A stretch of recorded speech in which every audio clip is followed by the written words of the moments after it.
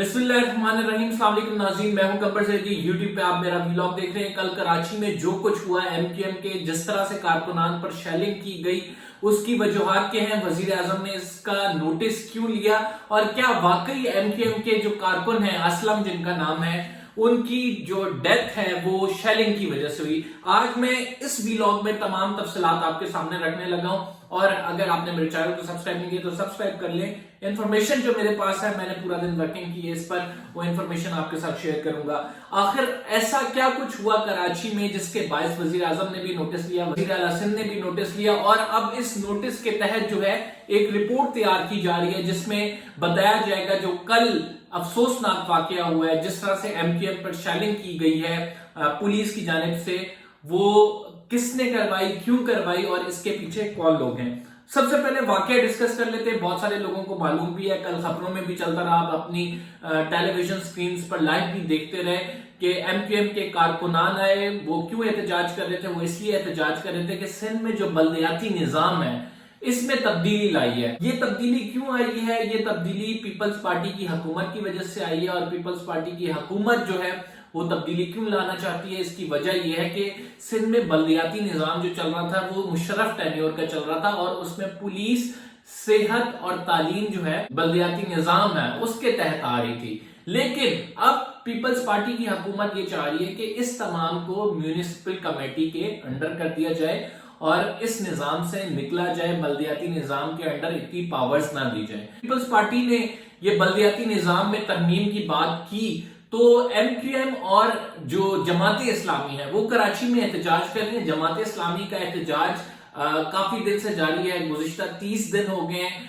जब जमात इस्लामी आकर सड़कों पे बैठी थी और धरना दिए हुए है कि हम इस बल्दियाती निजाम को नहीं मानते। इससे पहले आपको ये बात बतानी जरूरी है कि कराची शहर में जमात इस्लामी का भी और एमक्यूएम का भी मेयर रह चुका है। एमक्यूएम के तो अभी भी वसीम अख्तर साहब है और ये दोनों पार्टीज प्रिविलेज पोजीशन एंजॉय कर चुकी हैं। मुशर्रफ के दौर में आया था ये निजाम और इस निजाम के तहत जो बल्दियाती इंतखाबात कराए गए थे उस टाइम पे आपको पता है कि मुस्तफा कमाल साहब, और इसके बाद फिर हमने देखा कि वसीम अख्तर साहब अब मेयर हैं।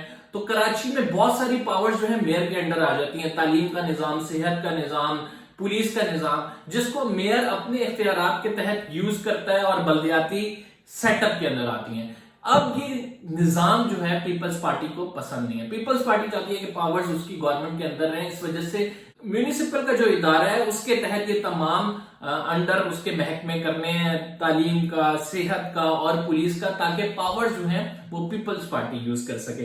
तो ये एक पावर की जंग है। दो पार्टीज जो है इसके मुखालिफ हैं जिनकी कराची में रूट्स है, जमात इस्लामी और इसके साथ आप कह सकते हैं एमक्यूएम, जबकि पीपल्स पार्टी इस हक में कि ये जो निजाम है बल्दियाती निजाम में इतने इख्तियारात नहीं दिए जाने चाहिए। ये अलग डिबेट है, दिए जाने चाहिए या नहीं दिए जाने चाहिए। अलबत्ता इसको लेकर और एक एमक्यूएम का कारकुन है जिसको मारा गया टंडुवाला यार में, उसको लेकर हुकूमत के खिलाफ एहतजाज करने इन्होंने रुख किया। कराची प्रेस क्लब इन्होंने आना था और इनका ये रूट अप्रूव था कि शाहराह फैसल से ये कराची प्रेस क्लब आएंगे और कराची प्रेस क्लब में अपना एहतजाज करेंगे। लेकिन अचानक ऐसा क्या हुआ कि इन्होंने अपना एहतजाज तब्दील किया और ये जो है कराची प्रेस क्लब के बजाय वजीर आला हाउस की जाने लग गए। इस तमाम बात के ताने बाने इससे मिलते हैं कि कराची में पीएसएल की आज आपने देखा रंगारंग तकरीब हुई है। पीएसएल की वजह से जो है गैर मुल्की प्लेयर इस टाइम कराची में मौजूद हैं। वहां पे कराची स्टेडियम में मैचेस होने हैं, आज उसका ओपनिंग हो गई है। तो पीपल्स पार्टी की गैर रहनुमा कहते हैं कि जब इन्होंने रुख किया कराची में वजीर आला हाउस का तो सिक्योरिटी के बायस हमने इनको रोकना चाहा और हमने इनको इंगेज करने की कोशिश की। मुर्तजा वहाब का फोन आया और मुर्तजा वहाब साहब के फोन में ये कहा गया, वसीम अख्तर से बात हुई उनकी और उसके बाद फिर एमक्यूएम के रहनुमा फैसल सब्जवारी से बात हुई कि वो धरने में आ रहे हैं, वो रैली में आ रहे हैं और उनके कंसर्न्स हैं एमक्यूएम के, उसको एड्रेस किया जाएगा कि आखिर बल्दियाती निजाम के हवाले से। लेकिन अचानक से जब इन्होंने रुख किया वजीर आला हाउस का तो पुलिस ने शेलिंग शुरू कर दी और इस शेलिंग के बायस जो है वो आप कह सकते हैं काफी लोगों को परेशानी हुई। काफी कारकुनान जो कि एहतजाज के लिए आए थे क्योंकि एमक्यूएम ने कॉल दी हुई थी और आज एमक्यूएम ब्लैक डे इस वजह से मना रही है बिकॉज एक असलम नामी उनका कारकुन इस ان کے مطابق اس احتجاج میں مارا گیا۔ اب اسلم کی کہانی بھی بڑی انٹرسٹنگ ہے۔